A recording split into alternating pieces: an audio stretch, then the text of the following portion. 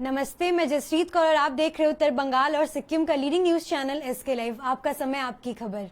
Ministry of health and family welfare government of India के हिसाब से एक्टिव केसेस है 2,69,789, क्योर हो चुके हैं 4,76,377, डेथ हो चुकी है 21,129 की। महाराष्ट्र की बात करें तो एक्टिव केसेस है 91,084, क्योर हो चुके हैं 1,23,192, डेथ हो चुकी है 9,448 की। दिल्ली की बात करें तो एक्टिव केसेस है 23,452, क्योर हो चुके हैं 78,199, डेथ हो चुकी है 3,213 की। वेस्ट बंगाल की बात करें तो एक्टिव केसेस है 7,705, कल और आज में 986 जो कि नए केसेस आए हैं। क्योर हो चुके हैं 16,291। अभी जो क्योर परसेंटेज है या डिस्चार्ज रेट है वो है 65.62%। डेथ हुई है 827 की। सिक्किम की बात करें तो एक्टिव केसेस है 62, क्योर हो चुके हैं 71, डेथ हो चुकी है 0 की।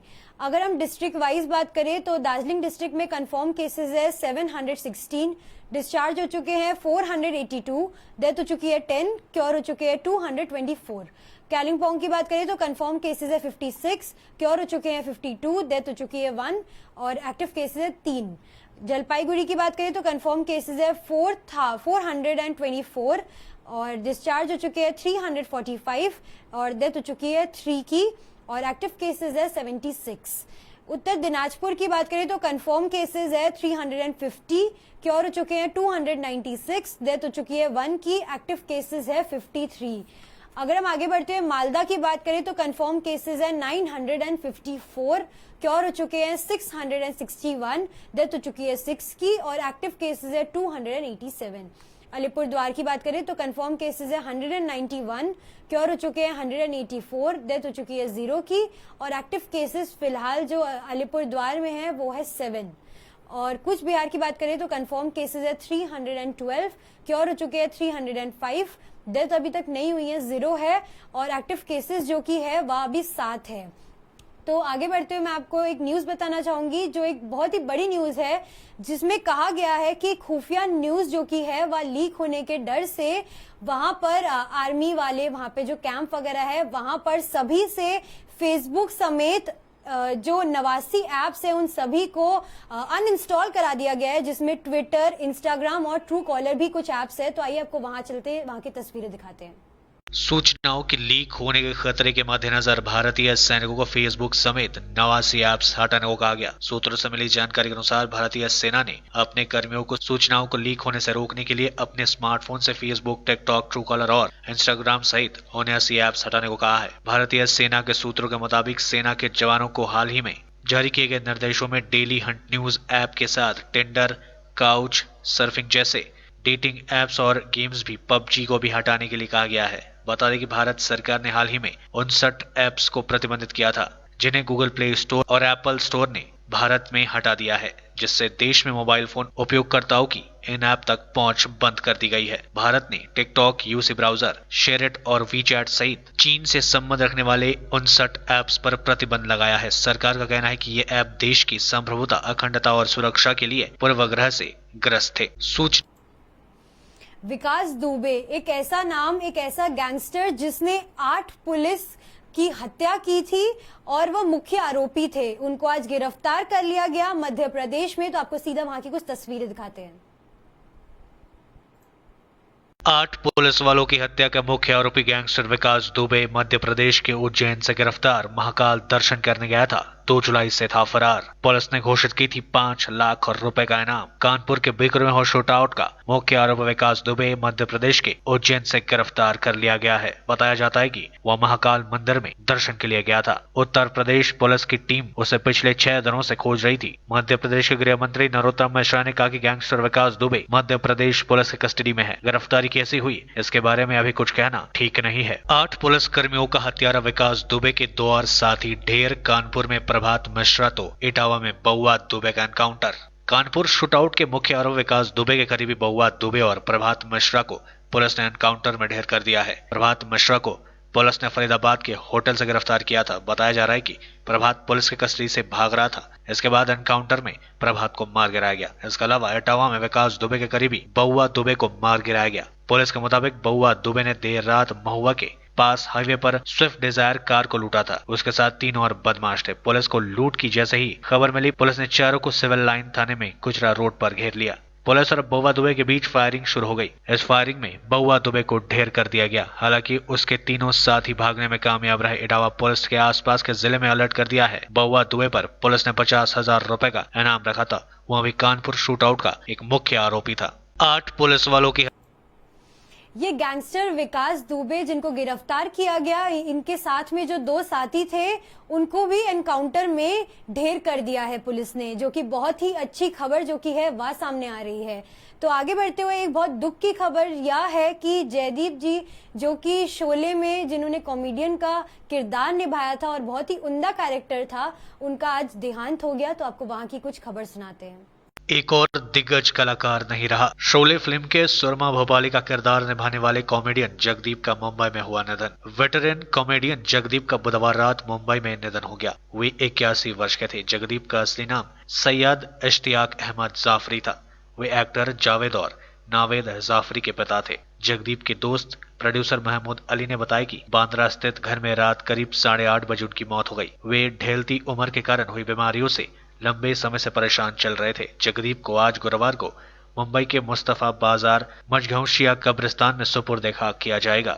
सूरमा भोपाली के नाम से मशहूर जगदीप 29 मार्च 1939 को मध्य प्रदेश के दतिया में एक वकील के घर पैदा हुए थे। जगदीप ने अपने फिल्मी करियर की शुरुआत चाइल्ड आर्टिस्ट मास्टर मुन्ना के रूप में B.R. चोपड़ा की फिल्म अफसाना से की थी। इसके बाद चाइल्ड आर्टिस्ट के रूप में उन्होंने लैला मजनू में काम किया था। जगदीप ने कॉमिक रोल विमल रॉय की फिल्म 2 बीघा जमीन से शुरू किया था। उन्होंने करीब 400 से ज्यादा फिल्मों में काम किया। 2012 में वे आखिरी बार गली गली चोर फिल्म में पुलिस कांस्टेबल की भूमिका में नजर आए।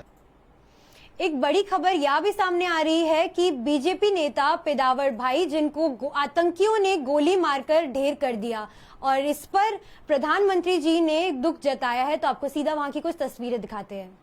आतंकी के बरसे के दिन जम्मू कश्मीर में आतंकियों ने भाजपा नेता पेदावर भाई को गोलियों से भूना। पीएम मोदी ने जताया दुख। फोन कर ली जानकारी। उत्तर कश्मीर के बांदीपोरा जिला में आतंकियों ने बुधवार रात बड़ा हमला किया। आतंकियों ने भाजपा की प्रदेश कार्यकारी के सदस्य और पूर्व जिला प्रधान शेख वसीम उर्फ वसीम बारी, उनके भाई उमर सुल्तान और पिता बशीर शेख की गोलियों से भूनकर हत्या कर दी। उमर भाजपा की जिला युवा इकाई के सदस्य थे, जबकि उनके पिता बशीर शेख भाजपा के जिला उपाध्यक्ष रह चुके थे। सुरक्षा बलों ने पूरे इलाके को घेरकर आतंकियों की धरपकड़ के लिए बड़ा तलाशी अभियान छेड़ दिया है। पुलिस ने भाजपा नेता की सुरक्षा में तैनात 10 पुलिसकर्मी से पूछताछ शुरू कर दी है। प्रधानमंत्री कार्यालय में केंद्रीय राज्य मंत्री डॉक्टर जितेंद्र सिंह ने बताया कि प्रधानमंत्री मोदी ने उन्हें फोन कर बांदीपोरा में भाजपा नेता, उनके भाई और पिता की हत्या की घटना की विस्तृत जानकारी ली। प्रधानमंत्री ने घटना पर दुख जताते हुए परिवार के साथ गहरी संवेदना जताई। उत्तर दिनाजपुर में दल खोला जो जगह है उसको बंद करने का निश्चय लिया है। वहां की व्यवसाय समिति ने एक पॉलिटिशियंस और व्यवसाय समिति की जो मीटिंग हुई थी उसके बाद उन्होंने यह एक बड़ा निश्चय लिया है कि यह बंद करके रखेंगे दल खोला को कुछ दिनों तक। तो आपको सीधे वहां की कुछ तस्वीरें दिखाते हैं। उत्तर दिनाजपुर जिले के दालखोला में व्यवसायियों ने लिया व्यवसाय पूरी तरह से बंद करने का निर्णय। दालखोला में आज बुधवार को व्यवसायी संगठनों और राजनीतिक पार्टियों के बीच एक महत्वपूर्ण बैठक हुई। इस बैठक में निर्णय लिया गया कि दालखोला में सभी व्यवसायी संगठन 1 सप्ताह के लिए बंद रखे जाएंगे। आपको बता दें कि नगरपालिका और स्वास्थ्य विभाग के द्वारा पहले लॉकडाउन करने का निर्णय लिया जा चुका है। आज के बैठक में व्यवसायियों ने कहा कि हम लोग हर तरीके से प्रशासन की मदद करेंगे। मास्क बांटने के साथ अन्य कार्यक्रम की जाएंगी। आपको बता दें कि 30 जून को एक मछली व्यवसायी की मौत हो गई थी। उसके बाद 200 लोगों का टेस्ट किया गया था, जिसमें से 19 लोगों का टेस्ट पॉजिटिव पाया गया। इसके बाद नगरपालिका प्रशासन और स्वास्थ्य विभाग में बैठक हुई थी। इस बैठक में निर्णय लिया गया था कि लॉकडाउन किया जाएगा। नगरपालिका के पूर्व प्रशासक सुभाष गोस्वामी ने कहा कि कोविड-19 के संक्रमण को रोकने के लिए ही स्वास्थ्य विभाग और नगरपालिका के द्वारा यह फैसला लिया गया है ताकि दालखोला में पूरी तरह से संक्रमण पर अंकुश लगाया जा सके। মার্কেটের পরিস্থিতি এই যে করোনা সংক্রান্ত যেভাবে বাড়ছে দিন দিন, আমরা সমস্ত সবজি ব্যবসায়ীরা বন্ধ রাখার সিদ্ধান্ত নিয়েছি এবং সকাল থেকে সবাইকে বলা হয়ে গেছে, কালকে থেকে আমরা বলে দিয়েছি সমস্ত চাষিদেরকে যারা যেন না আসে, যতদিন লকডাউন থাকবে ততদিন আমাদের এখানে বন্ধ রাখবো। সব বাজার বন্ধ নেই, আমাদের সবজি বাজার মাছ বাজারটা বন্ধ, কিন্তু দেখা যাচ্ছে রেলগেটের ওপারে যে ফলের আড়তগুলো আছে সেগুলোর মধ্যে খুব ভিড় জমে আছে। সেখানে অনেক বাইরে থেকে কাস্টমার আসছে, কারো মুখে মাস্ক নেই, টোটো নিয়ে আসছে, কেউ অটো নিয়ে আসছে, प्रचंड भीड़ ওখানে জমে আছে। सिक्किम जो कि अभी तक ग्रीन जोन में था लॉकडाउन के पहले चरण तक, और अब देखा जा रहा है कि वहां के मामले बढ़ते ही जा रहे हैं। आज सिक्किम में नए और 6 केसेस आए हैं और इस बारे में डीजी और सेक्रेटरी पंपा टी शिरिंग भूटिया जी का क्या कहना था, आइए आपको विस्तार से सुनाते हैं। सिक्किममा बुधबार 6वटा नयाँ कोरोना संक्रमणको मामला प्रकाशमा आएको छ। स्वास्थ्य विभागका महानिर्देशक तथा सचिव डाक्टर पेम्पा भोटियाले जानकारी गराए अनुसार सबैजना रङ्गली ग्रेभ क्याम्पका हुन्, जसलाई एसटीएनएम अस्पतालमा उपचारको निम्ति भर्ना गरिएको छ भने ग्रेभ क्याम्पलाई कन्टेनमेन्ट जोन घोषित गरिएको जानकारी गराएका छन्। यसरी राज्यमा कुल संक्रमण संख्या 133 पुगेको छ। तीमध्ये 71 जना निको भइसकेका छन् भने 13 जना सैनिकलाई उपचारको निम्ति बाहिर पठाइएको छ। वर्तमानमा सिक्किम राज्यमा सक्रिय मामला 49 रहेको स्वास्थ्य विभागले जनाएका छन्। तपाईहरुको अघि फेरि आइरहेको छु हेल्थ बुलेटिन लिएर आजको, र हिजोको दिनमा फ्लू क्लिनिक एटेन्ड गर्ने पेशेन्टहरु 30 जना एसएनएममा आएछ भने सीआरएसमा 13 जना जानुभएछ, इस्टमा 24 जना, वेस्टमा 26 जना, नर्थमा 6 जना, र टोटल गर्दा हिजो 99 जनाले फ्लू क्लिनिक एटेन्ड गरेछ भने अहिलेसम्म total cumulative flu clinic attend गर्ने चाहिँ 5818 जना भएको छ।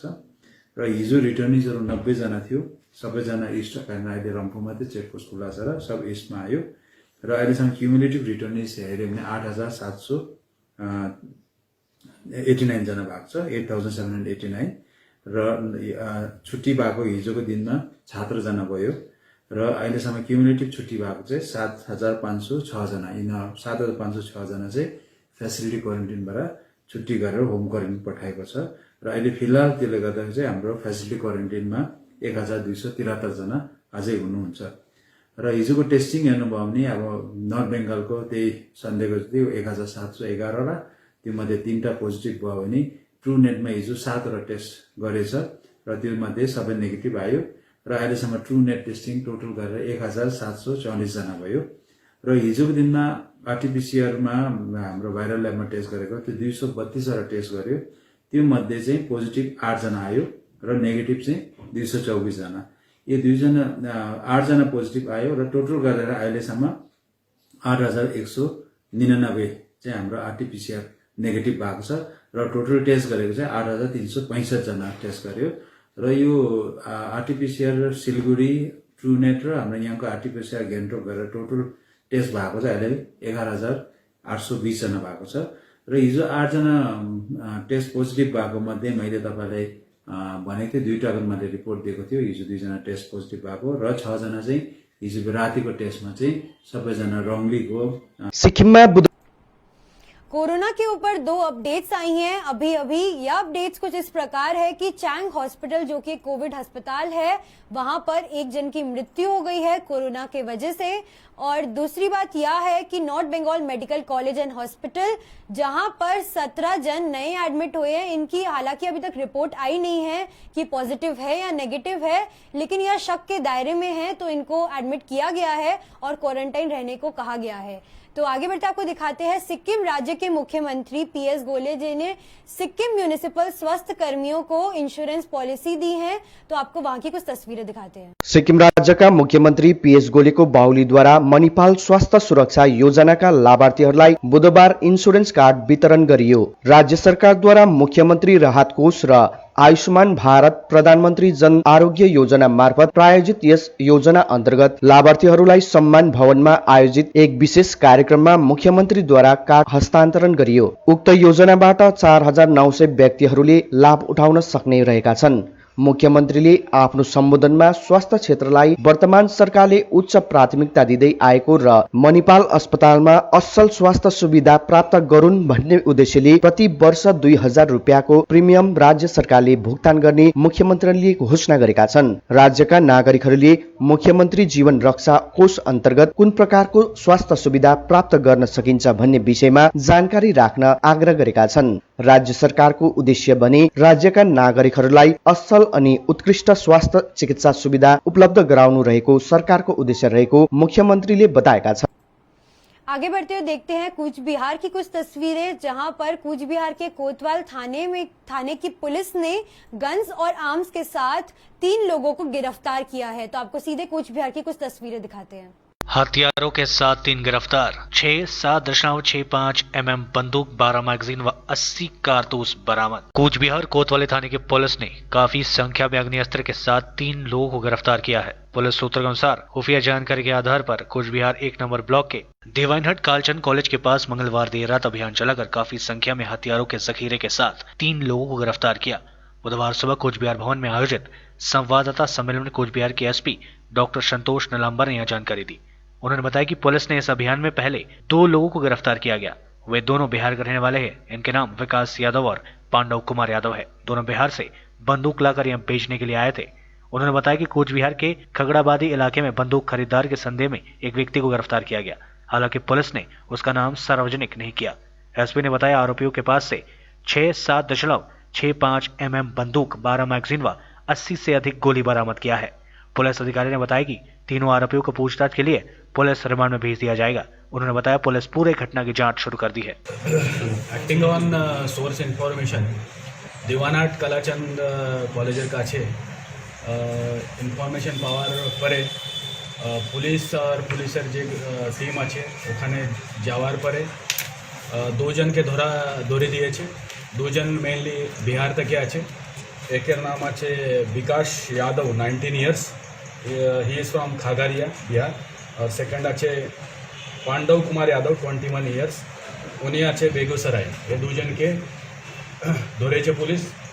और सर्च करार पर छठा 7.65 mm पिस्तौल पे 12 नंबर ऑफ मैगजीन पे और 80 राउंड्स ऑफ 7.65 mm एम्यूनेशन पे।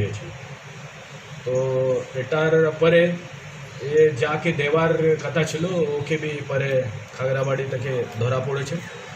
एटा फर्दर इनक्वायरी चलছে और इनक्वायरी परे जे बेरोदे परे बोलो ধরা পড়েছে লাস্ট নাইট ধরা পড়েছে না? হ্যাঁ আমি লাস্ট নাইট ধরা পড়েছে না? এটা কবে ধরা পড়লো স্যার? রাত্রে বেলা, আজকে মিডনাইট। স্যার এদের উদ্দেশ্যটা কি ছিল? শুধু কেনা বেচা করা নাকি অন্য কিছু, কি মনে হচ্ছে প্রাথমিকভাবে? প্রাথমিকভাবে তদন্ত চলছে। প্রথমে তো এটা কেনা বেচাই ছিল, ওর পরে ওর কি জন্য ইউজ হবে এটা ইনকোয়ারি পরে জেনে যাবে। दार्जिलिंग में बढ़ते संक्रमण की वजह से 31 जुलाई तक पर्यटक स्थल जो कि है सभी बंद रहेंगे और टूरिस्ट का आना जाना भी मना किया गया है। और इसी पर जीटीए चेयरमैन अनित थापा जी ने क्या कहा प्रेस कॉन्फ्रेंस करते हुए, आइए आपको सुनाते हैं। दार्जिलिंग जिले में बढ़ते कोरोना वायरस के संक्रमण मामलों के बीच 31 जुलाई तक पहाड़ पर पर्यटकों की आवाजाही पर प्रतिबंध। पहाड़ क्षेत्र पर 31 जुलाई तक पर्यटकों की आवाजाही पर प्रतिबंध लगाने का घोषणा आज कर संघ से जीटीए के चेयरमैन अनित थापा ने की है। उन्होंने आज कर संघ में पत्रकारों को संबोधित करते हुए कहा कि हम सभी को कोरोना वायरस के संक्रमण के विरोध एकजुट होकर लड़ाई लड़नी है।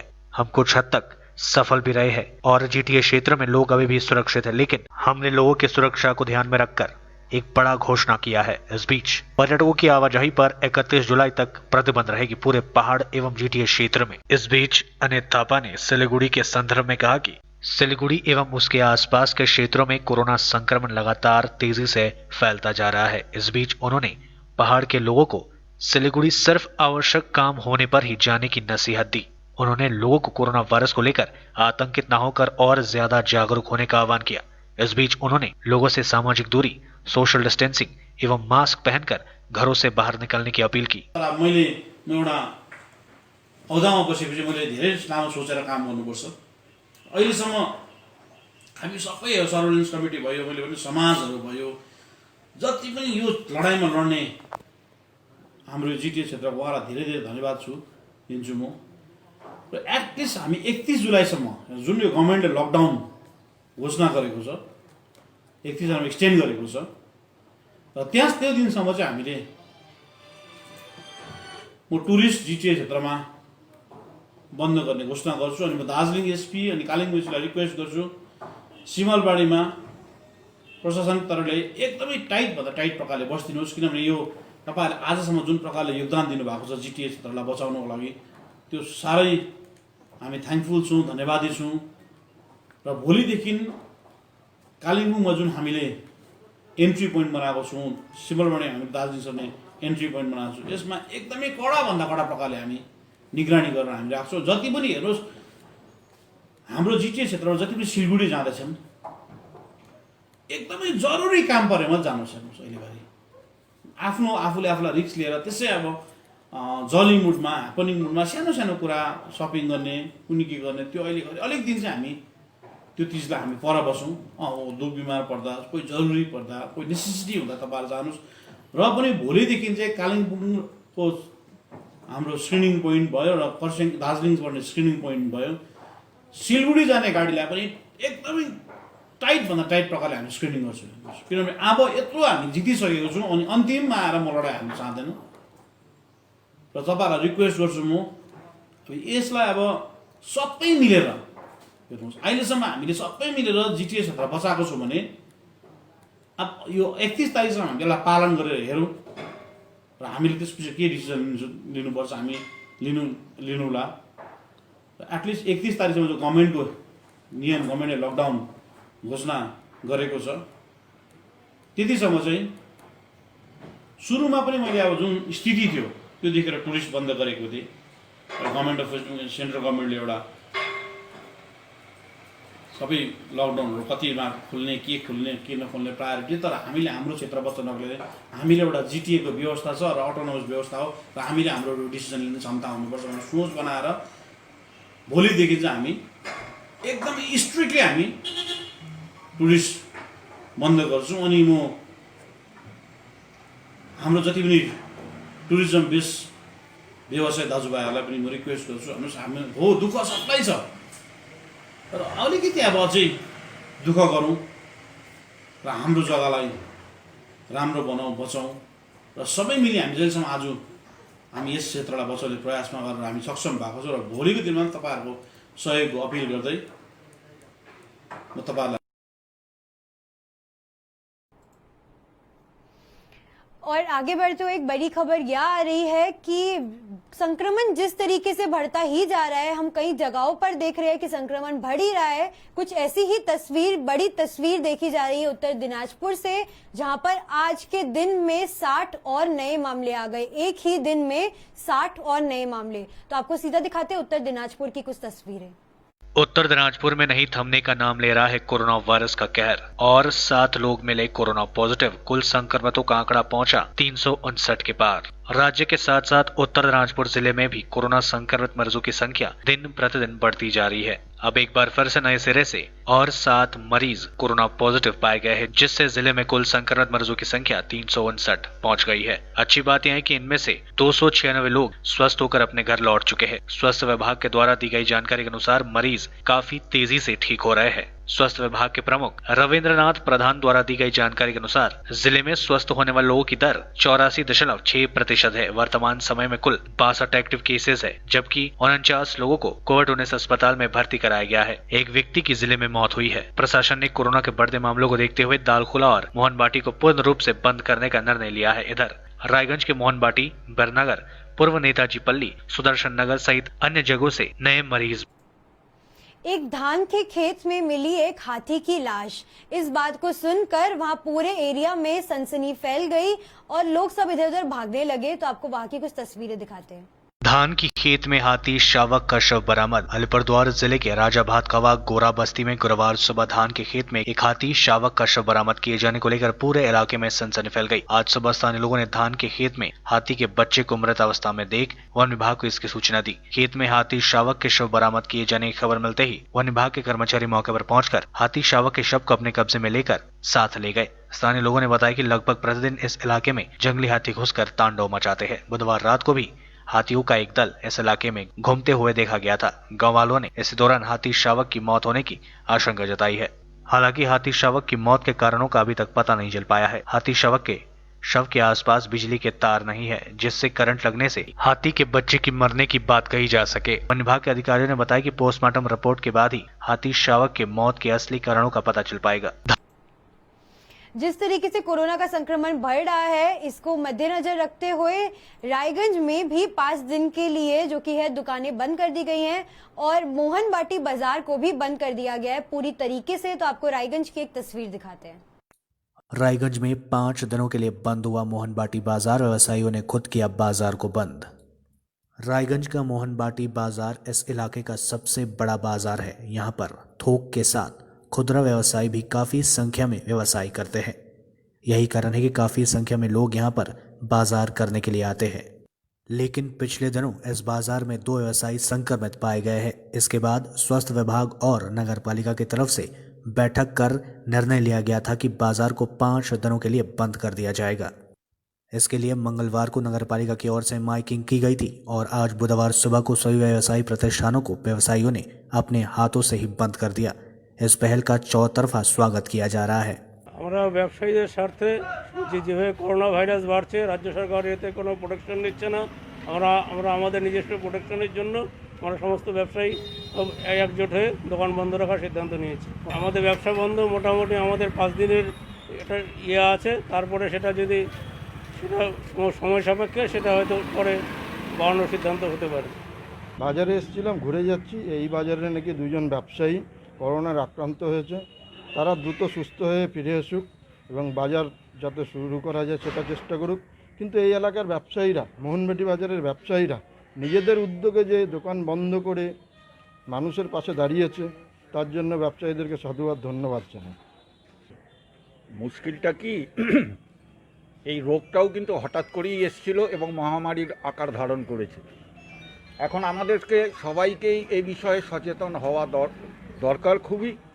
এবং ব্যবসায়ীরা তাদের নিজের উদ্যোগে হঠাৎ করে যে বন্ধ করেছে, কিছু মানুষের অসুবিধা, যেমন আমিও এসেছিলাম একজন ক্রেতা হিসাবে, তো সব কিছু শোনার পরে দেখলাম যে না, মোহনবাটি বাজারে যে সমস্ত ব্যবসায়ীরা আছে তাদেরকে আমি সাধুবাদ জানাচ্ছি এবং সমস্ত জনসাধারণের প্রতি আমার ব্যক্তিগতভাবে আবেদন যে এই করোনা ভাইরাসের সঙ্গে লড়ার জন্য যা যা কিছু করণীয়, সরকারি নির্দেশ, ডাক্তারবাবুদের নির্দেশ, ব্যবসায়ীরা যে একজোট হয়ে এইভাবে করোনার বিরুদ্ধে একটা মানে লড়াই করার একটা প্রতিশ্রুতি নিয়েছেন, সেই সমস্ত কাজকে আমি ব্যক্তিগতভাবে রায়গঞ্জের মোহনবাটি बाजारेर समस्त व्यवसायीगण के धन्यवाद জানাচ্ছি।